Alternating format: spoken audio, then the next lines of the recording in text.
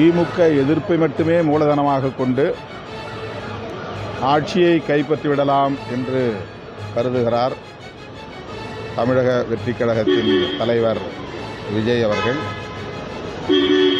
திமுக அரசு மீதான விமர்சனங்களுக்கு திமுக உரிய பதிலை உரிய நேரத்தில் தெரிவிக்கும். விடுதலை சிறுத்தைகள் கட்சியை பொறுத்தவரையில்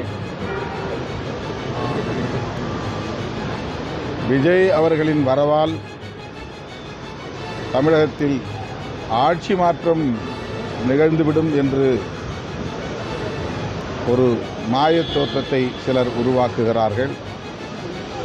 ஊடகங்களும் அதில் பெரிய பங்கு வகிக்கிறது. ஆனால்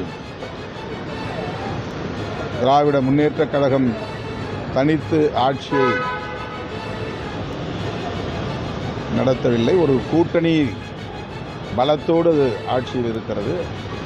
அந்த கூட்டணி இன்னும் வலுவாக கட்டுக்கோப்பாக இயங்கி வருகிறது. இந்த தேர்தலையும் சந்திக்க உள்ளது. எனவே